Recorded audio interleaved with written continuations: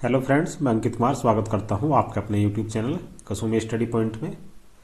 हम आपको सॉल्व करा रहे थे 4 दिसंबर 2021 को जो यूपीएनएचएम के द्वारा स्टाफ नर्स का एग्जाम कंडक्ट कराया गया था, उसी की थर्ड शिफ्ट का पेपर हम सॉल्व करा रहे थे, जिसके 50 क्वेश्चन हमने पिछली क्लासों में सॉल्व कर लिए थे। बाकी के नेक्स्ट क्वेश्चन हम लेकर के आए हैं, तो क्लास को बिल्कुल भी मिस ना करें और क्लास को पूरा देखें। और जो स्टूडेंट चैनल पर नए हैं वो चैनल को सब्सक्राइब अवश्य कर लें।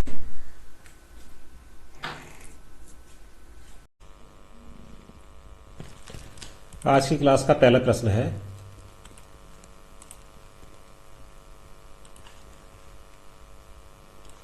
निम्नलिखित में से किस मेटाबॉलिक प्रतिक्रिया के लिए बायोटीन की आवश्यकता होती है। क्वेश्चन है, which of the following metabolic reaction require biotin. Option A दिया गया है hydroxylation, option B translation, option C carboxylation और ऑप्शन डी अनुवाद। यहां पे आंसर आपका हो जाएगा ऑप्शन सी कार्बोक्सिलेशन। बायोटीन होता क्या है? बायोटीन एक वाटर सोलेबल विटामिन होता है, पानी में घुलनशील विटामिन होता है, जिसका उपयोग कार्बोक्सिलेशन प्रतिक्रिया में शामिल एंजाइमों के कोफैक्टर के रूप में किया जाता है। आगे बढ़ते हैं, नेक्स्ट क्वेश्चन है, निम्नलिखित मानव वित्तीय माप बच्चों में पोषण की स्थिति के संकेतक है सिवाय इसके। The following anthropometric measurement are indicative of nutritional status in children except. Option A दिया गया है एब्डोमिनल सर्कम्फ्रेंस, ऑप्शन बी दिया गया है head circumference, option C weight और option D skin fold thickness. तो जो एंथ्रोपोमेट्रिक मेजरमेंट होते हैं उसका कौन सा इंडिकेटिव यहाँ पे नहीं है वो आपको बताना है। तो यहाँ पे आपका राइट आंसर हो जाएगा ऑप्शन डी पेट की परिधि। पेट की जो सर्कम्फ्रेंस होती है एब्डोमिनल सर्कम्फ्रेंस, उसको हम नहीं देखते हैं। क्या क्या देखते हैं? हाइट देखते हैं, वेट देखते हैं और मिड आर्च सर्कम्फ्रेंस देखते हैं। चलिए आगे बढ़ते हैं, नेक्स्ट क्वेश्चन है, मुख्य रूप से सफेद या पॉलिश किए हुए चावल का सेवन करने वाले लोगों में किस कमी का रोग हो सकता है। क्वेश्चन में पूछा गया है जो सफेद चावल या फिर पॉलिश किए हुए चावल होते हैं उनका सेवन करने से किस कमी का रोग हो सकता है। ऑप्शन ए दिया गया है क्रेटोमलेशिया, ऑप्शन बी दिया गया है प्लेग्रा, ऑप्शन सी दिया गया है बेराबेरी और ऑप्शन डी दिया गया है स्कर्वी। तो यहां पे आपका राइट आंसर हो जाएगा ऑप्शन सी बेराबेरी। बेराबेरी यहां पे आपका राइट आंसर हो जाएगा, यानी ऑप्शन सी। पॉलिश किया हुआ चावल प्रोसेस्ड फूड का एक एग्जाम्पल होता है। प्रसंस्करण कई विटामिन बी को हटा देता है, यानी जो प्रोसेस्ड किया हुआ चावल होता है उसमें विटामिन बी की कमी हो जाती है, जिसके कारण बेराबेरी रोग हो जाता है। तो ये क्वेश्चन यहाँ पे आपको ये भी पता लग गया कि विटामिन बी की कमी से कौन सा रोग होता है, और कई एग्जाम में यह पूछा भी गया है। तो विटामिन बी की कमी से बेराबेरी रोग हो सकता है। आगे बढ़ते हैं, नेक्स्ट क्वेश्चन है, आमतौर पर कमजोर हड्डियों से जुड़ा विटामिन है। जो हड्डियों से जुड़ा हुआ विटामिन है वो आपको बताना है। ऑप्शन ए दिया गया है विटामिन ई, ऑप्शन बी दिया गया है विटामिन के, ऑप्शन सी दिया गया है विटामिन डी और ऑप्शन डी दिया गया है विटामिन बी। तो यहाँ पे आपका राइट आंसर हो जाएगा विटामिन डी। जो हड्डियों से जुड़ा हुआ विटामिन है या फिर बोन से रिलेटेड विटामिन है वो होता है विटामिन डी। और विटामिन डी की डिफिशियंसी से कौन कौन से डिजीज हो सकती है या क्या क्या कॉम्प्लिकेशन हो सकती है वो भी देख लेते हैं। तो विटामिन डी की डिफिशियंसी से बोन लॉस हो सकता है, हेयर लॉस हो सकता है, मसल्स पेन हो सकता है, डिप्रेशन हो सकता है, हाई ब्लड प्रेशर यानी हाइपरटेंशन की समस्या देखने को मिल सकती है और हार्ट अटैक भी हो सकता है। आगे बढ़ते हैं, अगले क्वेश्चन देख लेते हैं। आपातकालीन स्थितियों पर लागू होने वाले 4 मुख्य चरणों में निम्नलिखित सभी शामिल हैं सिवाय इसके। इमरजेंसी कंडीशन है, उसके 4 चरण हैं, 4 स्टेप है, उसमें सभी शामिल हैं, एक को छोड़कर वो आपको बताना है। ऑप्शन ए दिया गया है सहायता मिलने तक प्राथमिक उपचार देने से परहेज, ऑप्शन बी दिया गया है घायल व्यक्ति की स्थिति का मूल्यांकन और ऑप्शन सी दिया गया है मदद ढूंढना। और ऑप्शन डी है क्षेत्र को सुरक्षित बनाना। तो जो इमरजेंसी कंडीशन होती है उसमें हम घायल व्यक्ति की स्थिति का मूल्यांकन भी करते हैं, हेल्प के लिए भी पुकारते हैं या ढूंढते हैं, और क्षेत्र को सुरक्षित बनाने की कोशिश भी करते हैं। जो नहीं करते हैं वो होता है सहायता मिलने तक उपचार देने से परहेज। यहाँ पे आपका राइट आंसर ऑप्शन ए हो जाएगा। आपात स्थिति में आपको फर्स्ट एड इमरजेंसी में देना ही देना होता है, तो उससे परहेज आप नहीं कर सकते हैं, यानी आपका राइट आंसर ऑप्शन ए होगा। चलिए आगे बढ़ते हैं। अगला क्वेश्चन है, निम्नलिखित में से किस तरीके का प्रयोग प्राथमिक उपचारकर्ता द्वारा फर्स्ट एडर द्वारा पीड़ित की सांस का निरीक्षण करने के लिए नहीं किया जाना चाहिए। एक प्राथमिक उपचारकर्ता है और किसी पेशेंट की रेस्पिरेशन का एग्जामिनेशन कर रहा है, निरीक्षण कर रहा है, उसमें से कौन सा नहीं किया जाना चाहिए। ऑप्शन ए दिया गया है नासिका छिद्र से गंध का आभास करना यानी स्मेल का आभास करना। ऑप्शन बी दिया गया है सांस लेने की आवाज सुनना। ऑप्शन सी दिया गया है नाक या मुंह से निकलने वाली हवा को महसूस करना। और ऑप्शन डी दिया गया है छाती और पेट की हलचल देखना। तो अगर फर्स्ट एड हम दे रहे हैं, जो फर्स्ट एडर है वो उसकी अगर सांस का निरीक्षण करेगा तो उसको सांस लेने की आवाज भी देखनी होगी, नाक या मुंह से निकलने वाली हवा को भी महसूस करना होगा, और छाती और पेट की हलचल भी देखनी होगी। जो नहीं करना है वो हमें आंसर देना था, तो यहाँ पे आपका राइट आंसर ऑप्शन ए हो जाएगा। नाक के छिद्र से गंध का आभास करना, ये हमें नहीं करना है, बाकी सारी चीजें देखनी है, यानी आपका ऑप्शन ए राइट आंसर होगा। चलिए आगे बढ़ते हैं, नेक्स्ट क्वेश्चन देख लेते हैं। रक्तस्रावी अंग पर टूर्निकेट लगाने से संबंधित निम्नलिखित में से कौन सा कथन सही है। Which of the following statement is correct regarding applying a tourniquet on a haemorrhage. Option A दिया गया है घाव के नीचे टूर्निकेट को अधिकतम 2 घंटे के लिए लगाएं। ऑप्शन बी दिया गया है टूर्निकेट को घाव के ऊपर अधिकतम 2 घंटे के लिए लगाएं। ऑप्शन सी दिया गया है खून बहने वाले अंग पर कभी भी टूर्निकेट न लगाएं। और ऑप्शन डी दिया गया है टूर्निकेट को घाव पर अधिक से अधिक 1 घंटे के लिए कसकर लगाएं। कोई हेमरेज की कंडीशन है तो वहां पे टूर्निकेट आपको लगाना ही लगाना है। तो यहाँ पे आपका राइट आंसर ऑप्शन डी हो जाएगा। टूर्निकेट को घाव पर अधिक से अधिक 1 घंटे के लिए कसकर लगाएं, जिससे कि जो हेमरेज की कंडीशन है उसको रोका जा सके, जिससे पेशेंट को हेमरेजिक शॉक में जाने से बचाया जा सके। आगे बढ़ते हैं, अगला क्वेश्चन है,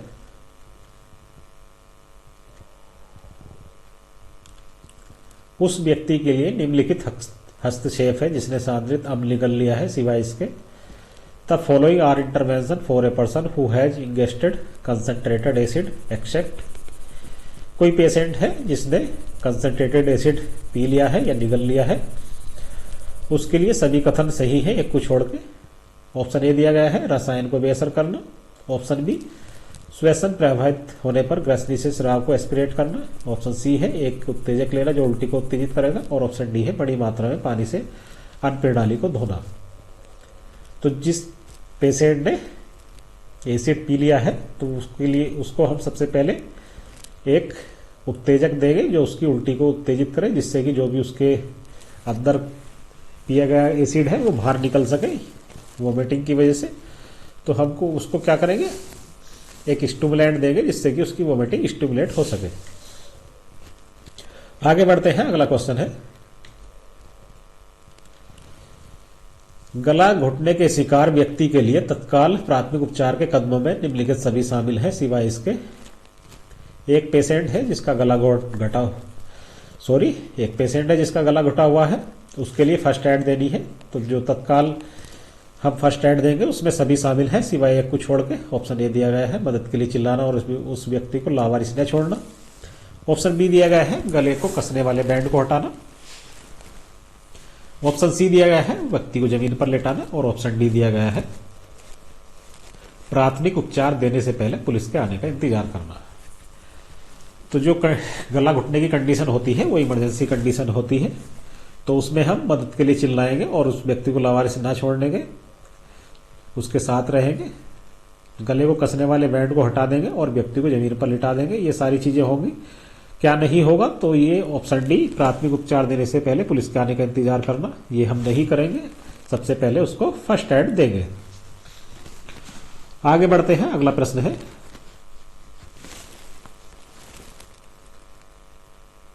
एक परिवर्णी शब्द, परिवर्णी मतलब होता है एक्रोनिम्स, AVPU स्केल का विस्तृत रूप क्या है जिसका उपयोग प्राथमिक उपचारकर्ता द्वारा रोगी की प्रतिक्रिया को मापने और रिकॉर्ड करने के लिए किया जा सकता है। AVPU का फुल फॉर्म यहाँ पे पूछा गया है। ऑप्शन ए दिया गया है alert voice pain unresponsiveness, option B दिया गया है active verbal pulse under active, option C दिया गया है एवाक वर्बल पोस्चर अनकॉन्शियसनेस, और ऑप्शन डी दिया गया है अटेंटिव वॉइस पल्स अनकॉन्शियसनेस। तो यहां पे आपका राइट आंसर हो जाएगा option A alert voice pain और अनरेस्पॉन्सिवनेस। ये AVPU की फुल फॉर्म होती है। आगे बढ़ते हैं, अगला प्रश्न है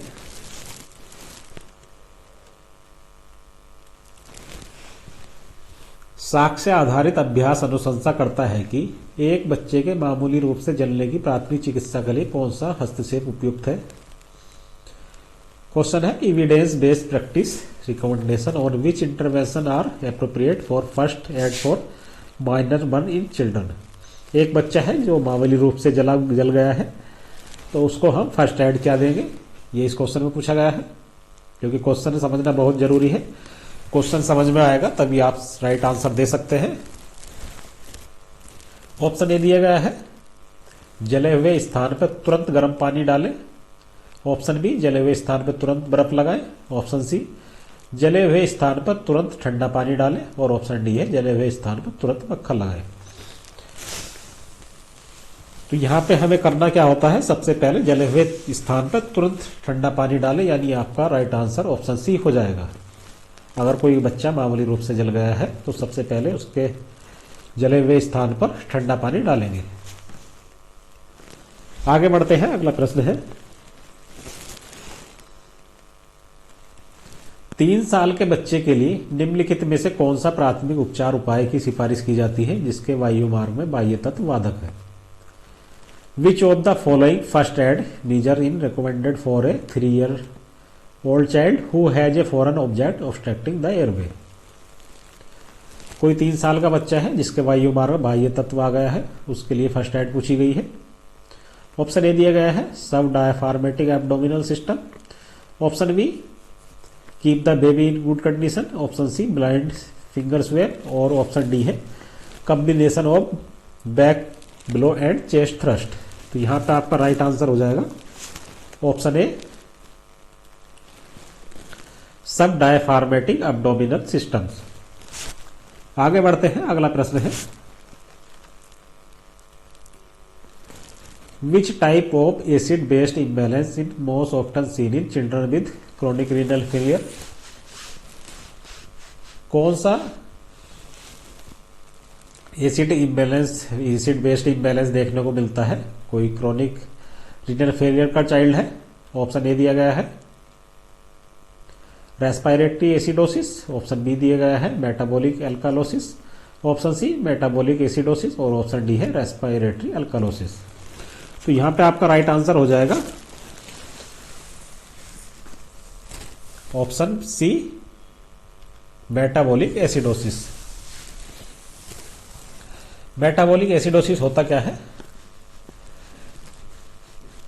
किडनी डिजीज या फिर किडनी फेलियर होने के कारण जब बॉडी में एसिड बिल्डअप होने लगता है उस कंडीशन को मेटाबॉलिक। नेक्स्ट प्रश्न है which type of acid based imbalance is most often seen in children with chronic renal failure. एक कोई बच्चा है जिसको क्रॉनिक रीनल फेलियर है, तो उसमें कौन से एसिड इम्बैलेंस देखने को मिलेगा। ऑप्शन ए दिया गया है रेस्पिरेटरी एसिडोसिस, ऑप्शन बी दिया गया है मेटाबॉलिक एल्कोसिस, और ऑप्शन सी दिया गया है मेटाबॉलिक एसिडोसिस, और ऑप्शन डी है रेस्पिरेटरी एल्कोलोसिस। तो यहां पे आपका राइट आंसर हो जाएगा मेटाबॉलिक एसिडोसिस, यानी ऑप्शन सी आपका राइट आंसर होगा। मेटाबॉलिक एसिडोसिस होता क्या है, जब बॉडी में किडनी डिजीज या फिर किडनी फेलियर की वजह से एसिड बिल्डअप होने लगता है, उस कंडीशन को मेटाबॉलिक एसिडोसिस बोलते हैं। क्या क्या सिम्टम देखने को मिलते हैं मेटाबॉलिक एसिडोसिस में? एक्सेलरेट हार्ट रेट देखने को मिलती है, टैकीकार्डिया देखने को मिलता है, फीलिंग वेरी टायर्ड, फटीग देखने को मिलती है, कंफ्यूजन और डिजीनेस देखने को मिलती है, लॉस ऑफ एपेटाइट देखने को मिलता है, ब्रीथ दैट स्मेल्स वेट और फ्रूटी, ब्रीथ से मीठे और फ्रूटी की स्मेल देखने को मिलती है, रैपिड ब्रीथिंग देखने को मिलता है, नोजिया एंड वोमिटिंग देखने को मिल सकती है, हेडेक देखने को मिल सकता है और फीलिंग वीक यानी कमजोरी देखने को मिल सकती है। आगे बढ़ते हैं, अगला प्रश्न है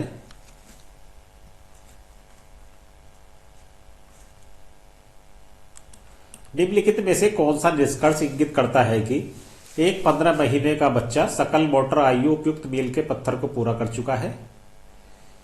which of the following does the conclusion indicate that a 15 month old child meet gross motor age appropriate milestone? Option A दिया गया है झुकता है और एक गेंद उठाता है, ऑप्शन बी दिया गया है कूदता है, ऑप्शन सी दिया गया है 2 घनों की मीनार बनाता है और ऑप्शन सी दिया गया है ऑप्शन डी दिया गया है सीढ़ियों से नीचे उतरता है। तो 15 महीने का बच्चा है जिसमें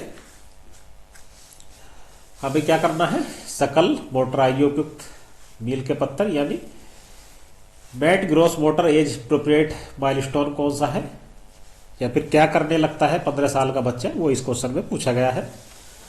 तो यहां पे आपका राइट आंसर हो जाएगा झुकता है और गेंद उठाता है, यानी ऑप्शन ए आपका राइट आंसर होगा। किस एज में क्या करने लगता है तो आप देख लेते हैं। अगर 0 से 3 साल का बच्चा है तो होल्डिंग हेड अप करने लगता है, यानी जो हेड होता है उसको होल्ड करने लगता है। 4 से 5 महीने का बच्चा रोलिंग ओवर बोथ वेज। 5 से 7 महीने का बच्चा rising up on hands, head पे ऊपर उठने लगता है। 6 से 8 महीने का बच्चा क्रॉलिंग करने लगता है। 6 से 8 मंथ का बच्चा सीटिंग विदाउट सपोर्ट यानी बिना सहारे के बैठने लगता है। 9 से 10 महीने का बच्चा स्टैंडिंग विद सपोर्ट यानी सहारे के साथ खड़ा हो सकता है और 11 से 15 महीने का बच्चा चलने लगता है। आगे बढ़ते हैं, अगला प्रश्न देख लेते हैं।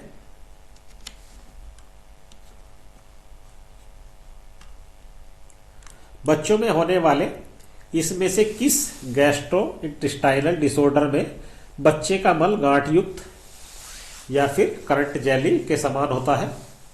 ऑप्शन ए दिया गया है इंटूसेप्शन, ऑप्शन बी दिया गया है hypertrophic pyloric stenosis, option C hypertrophic disease और ऑप्शन डी दिया गया है वुल्वस। तो यहां पे आपका राइट आंसर हो जाएगा ऑप्शन ए इंटूसेप्शन, यानी ऑप्शन ए आपका राइट आंसर होगा। इंटूसेप्शन होता क्या है? इंटूसेप्शन एक सीरियस कंडीशन होती है जिसमें इंटेस्टाइन का एक हिस्सा इंटेस्टाइन के साथ वाले भाग में चला जाता है, उस कंडीशन को इंटूसेप्शन बोलते हैं। आगे बढ़ते हैं, नेक्स्ट क्वेश्चन है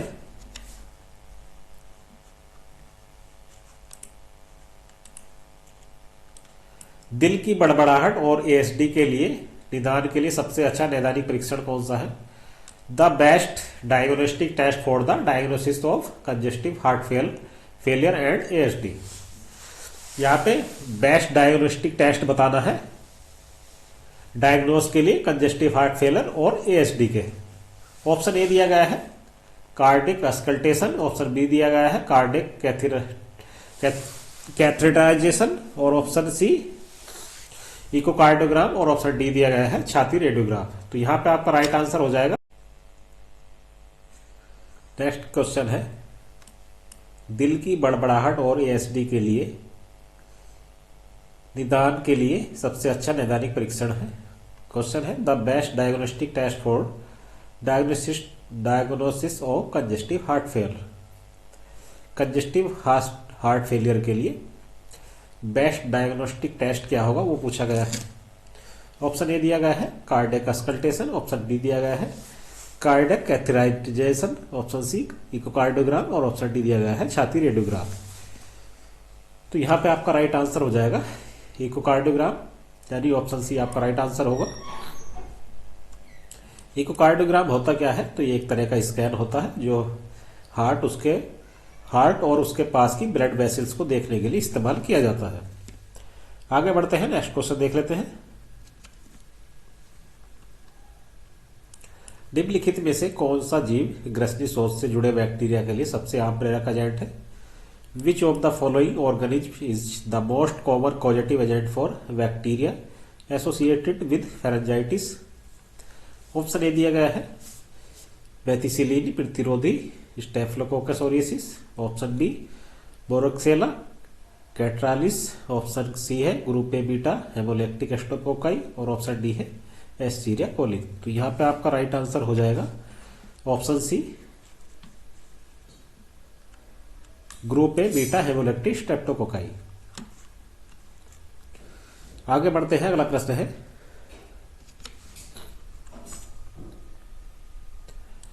निम्नलिखित में से कौन सा लक्षण दर्द का अनुभव करने वाले शिशु द्वारा नहीं दिखाया जाता है? कोई इन्फेंट है जो दर्द की फील कर रहा है, दर्द को फील कर रहा है,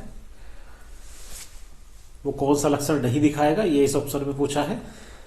या फिर दर्द का फील करने वाले शिशु यानी इन्फेंट में कौन सा लक्षण नहीं दिखाई देगा? ऑप्शन ए दिया गया है ऑक्सीजन सैचुरेशन में कमी, ऑप्शन बी बाजुओं का तेजी से विस्तार और लचीलापन, ऑप्शन सी बदनाड़ी यानी ब्रेडिकार्डी और ऑप्शन डी तेज उथली स्वास्थ्य। तो यहां पर आपका राइट आंसर हो जाएगा ऑप्शन सी ब्रेडिकार्डिया। सैचुरेशन की कमी भी देखने को मिलेगी, बाजुओं का तेजी से विस्तार और लचीलापन भी देखने को मिल सकता है, तेज और उथली श्वास भी देखने को मिल सकती है। आगे बढ़ते हैं, नेक्स्ट क्वेश्चन है निम्नलिखित में से कौन बच्चे के विकासशील कैंडिडाइसिस के लिए जोखिम नहीं है? ऑप्शन ए दिया गया है मौखिक एंटीबायोटिक्स लेना, ऑप्शन बी महिला लिंग स्थित होना, ऑप्शन सी स्टेरॉयड इनहेलर का उपयोग करना और ऑप्शन डी एक इम्यूनो कंप्रोमाइज बच्चे के होने के नाते। तो यहाँ पे आपका राइट आंसर हो जाएगा महिला लिंग स्थित होना। कैंडिडाइसिस होता क्या है? तो एक फंगल इन्फेक्शन होता है जो टिपिकली ऑन द स्किन और म्यूकस मेम्ब्रेन और जिसका कॉजेटिव एजेंट कैंडिड होता है या फिर कैंडिड के कारण कैंडिडाइसिस फंगल इन्फेक्शन होता है। नेक्स्ट क्वेश्चन है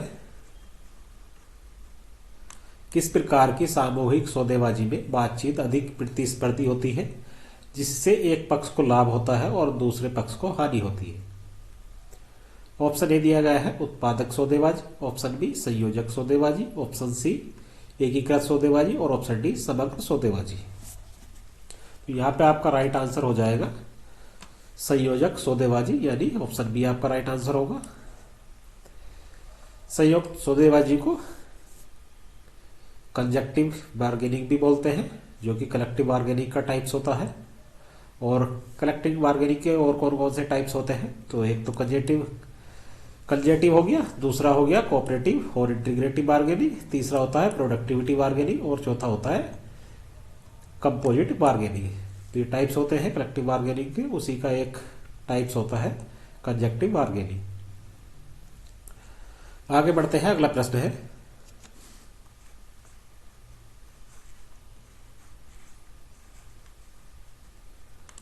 अस्पताल की यूनिट में काम करने वाली नर्स सुई की नोक लगने के कारण एचआईवी पॉजिटिव हो जाती है। इस घटने के लिए जिम्मेदार व्यावसायिक जोखिम क्या है?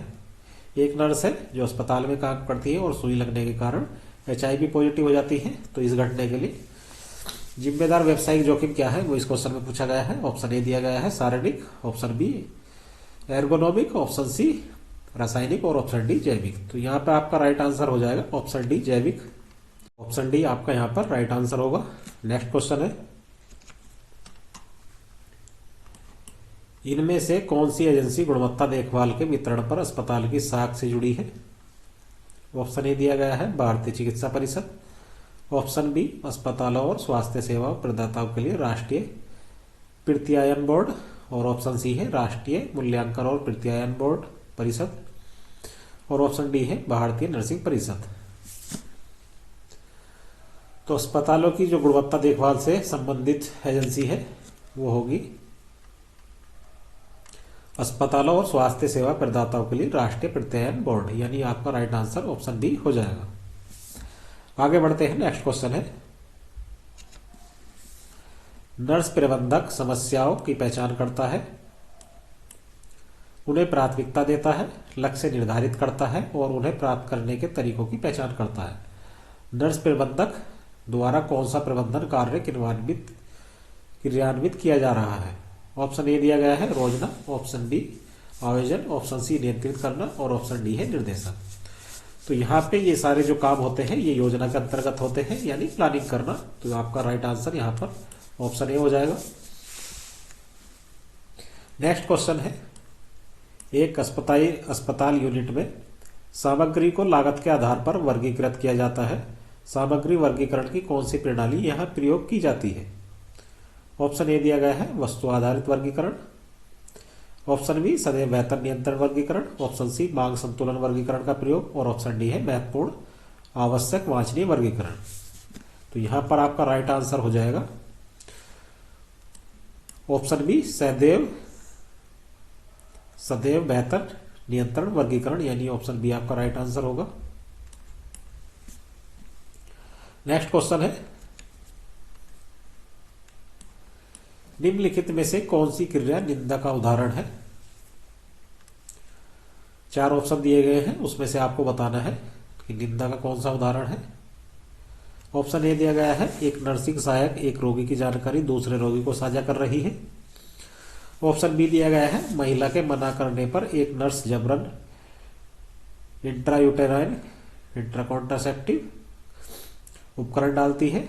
ऑप्शन सी प्रदर्शन मूल्यांकन में नर्स की दवा त्रुटि का डॉक्यूमेंटेशन करती है एक नर्स प्रबंधक। और ऑप्शन डी है एक नर्स एक रोगी को समझाती है कि दूसरी नर्स इलाज करने में असक्षम है। तो निंदा करने का मतलब ये होता है कि एक नर्स दूसरे नर्स के बारे में रोगी को गलत जानकारी दे रही है, उसको बता रही है कि वो इलाज करने में असक्षम है। तो यही आपका राइट आंसर हो जाएगा, यानी ऑप्शन डी आपका राइट आंसर होगा। नेक्स्ट क्वेश्चन है, इनमें से किसकी पहचान प्रतिनिधिमंडल के अधिकार के रूप में नहीं है? ऑप्शन ए सही जगह, ऑप्शन बी सही परिस्थितियां, ऑप्शन सी सही पर्यवेक्षण और ऑप्शन डी है सही काम। तो यहां पर आपका राइट आंसर हो जाएगा सही जगह, यानी ऑप्शन ए आपका राइट आंसर होगा। नेक्स्ट क्वेश्चन है, इनमें से कौन सी रणनीति तनाव प्रबंधन के लिए एक व्यक्तिगत तरीका है? नेक्स्ट क्वेश्चन है, इनमें से कौन सी रणनीति तनाव प्रबंधन के लिए एक व्यक्तिगत तरीका है?